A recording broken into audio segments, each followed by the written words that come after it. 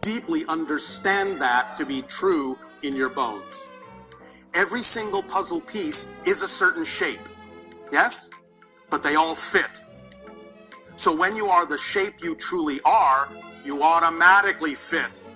Well then, I guess the first wave of ascension will also be the last wave of ascension. Okay. Big mean Bashar. Gonna pop in right behind you and show you my teeth and my claws.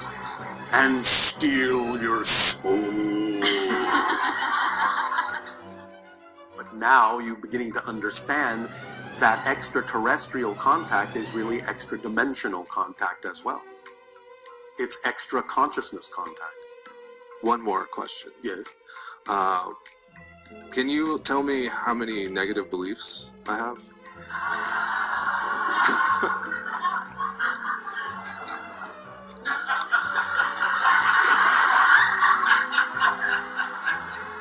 Talk about opening yourself up. 5,487 and a half. That's less than I thought. So, thank you. Then I guess you must be doing pretty good. I guess I'm doing pretty good, yeah. Do you believe me? No. Thank you.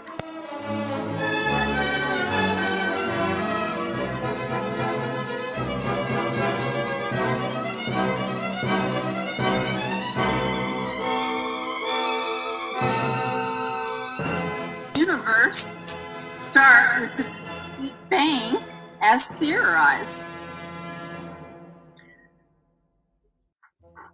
I sat with it this morning. I got a lot of answers on that as well.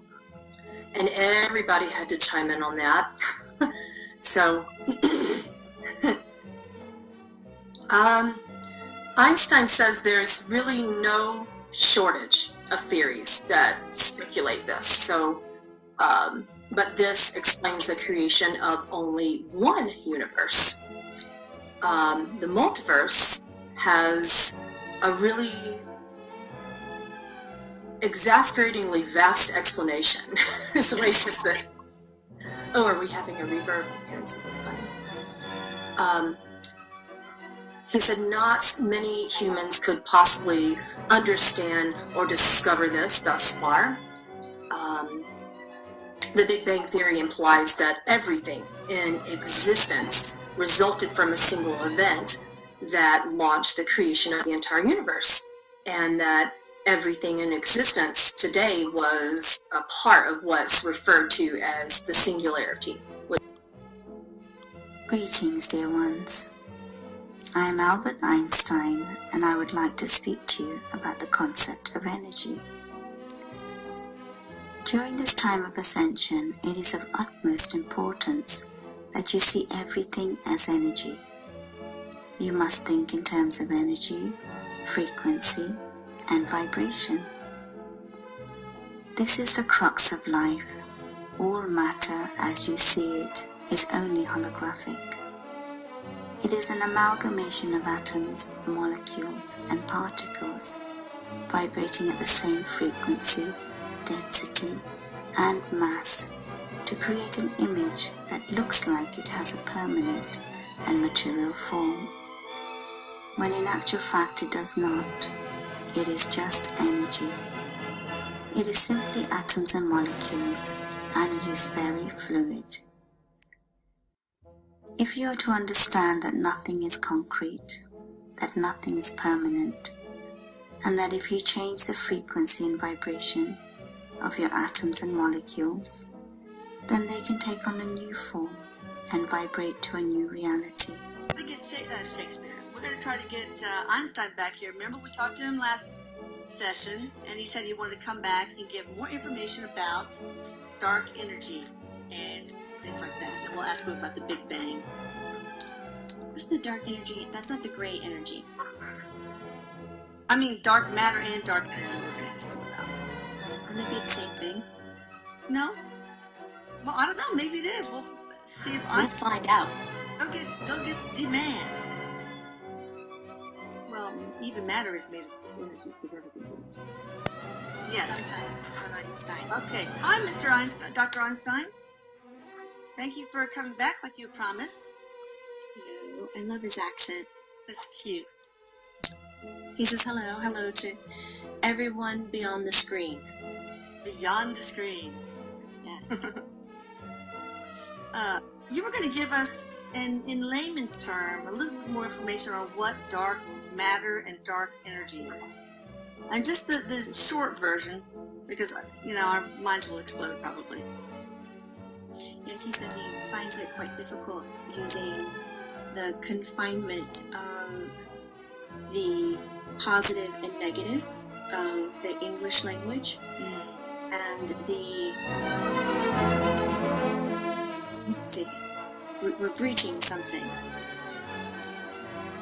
Being able to breach beyond the perspective of the positive and negative when you're being taught something that does not adhere to the past information that you've already had. So imagine it's like a tiny little mallet and a tiny nail. And he says, we're going to break things away. Though he doesn't see what great use it'll provide for the human experience, but it provides a great use for the experience you have beyond this one. I love his accent. It's so hard not to say dis or ex. Oh, that's so cute. Dis. I am Albert. I am Albert Einstein.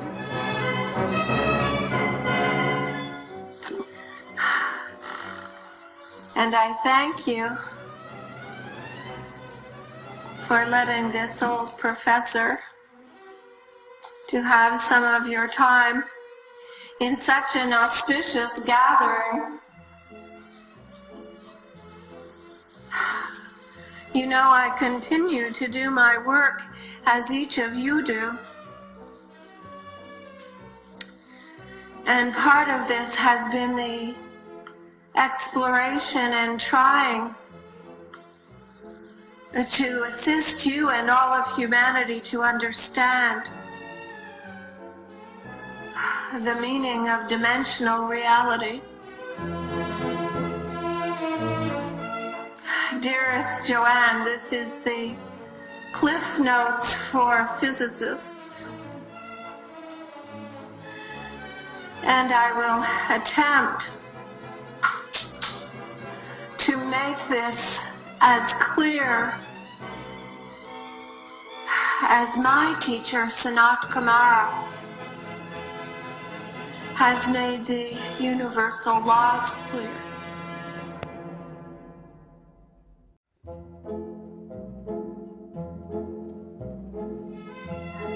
There are going to be circumstances and situations for all of you in the future, as there have been in the past, where you are going to be challenged to wonder why you are creating this potential suffering.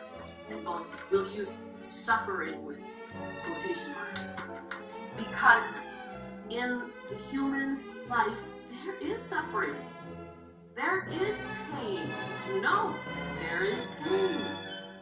But your relationship to that pain is what changes and transforms it.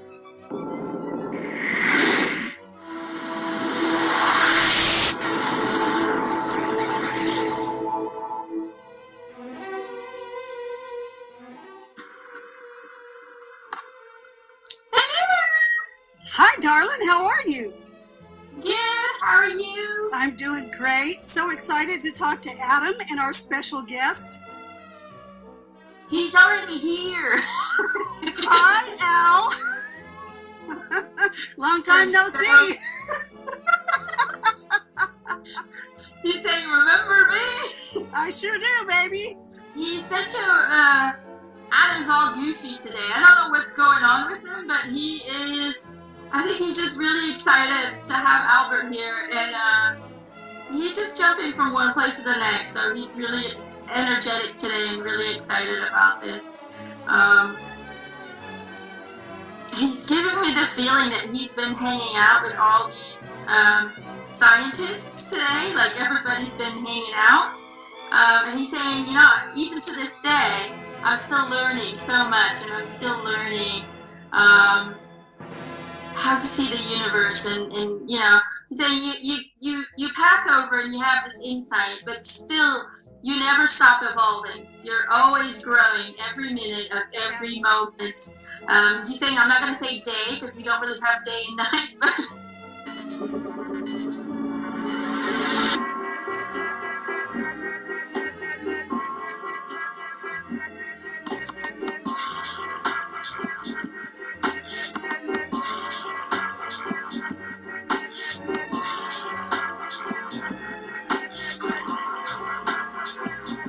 I asked him to be very, very, to dumb things down for me, because I flunked physics. I asked him to be so, in your face, stupid almost, so that I could understand your questions, understand the answers. And he said, oh, well, good. And he says he's going to make it easy on me. He's very, very joyful. I've asked him a few questions. I asked him what was his personality like. He said flamboyant. Does that make sense to you? Like the violin for the ladies. Oh, yes. He says yes. He's a little flirtatious.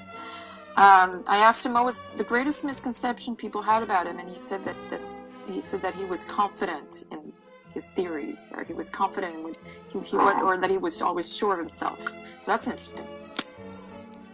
That's interesting, because I was listening to a documentary on YouTube this afternoon, and someone was saying he was confident with his ego was always carrying him forward. So there you are. That made him laugh. He was a very happy-go-lucky person, he says. Always very, very generous also. So. Okay. He says, young man, please ask your questions. He's very happy and delighted to be here. He says you want to know a bit more. Your questions are going to be more related to source, God, that kind of thing. Is that right? Tie into it, okay. Yeah. How can we use quantum physics in that case? With this, I mean, how can we explain this quantum physics? With this, you mean spirituality? What you're doing right now, communicating. Me, okay. Yeah. So you're basically asking, how is this explained in quantum physics? Yeah. Thank you.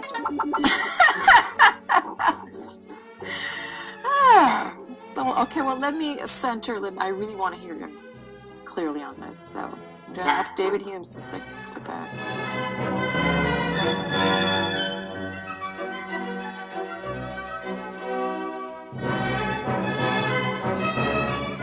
It's an energetic connection. You are simply, simply projecting your thoughts through your own will to reach another form of energy that exists, that is there, and the two are merging. He's showing me this. They're both doing. All around us are dishonest charlatans. Any idea of what this event might be?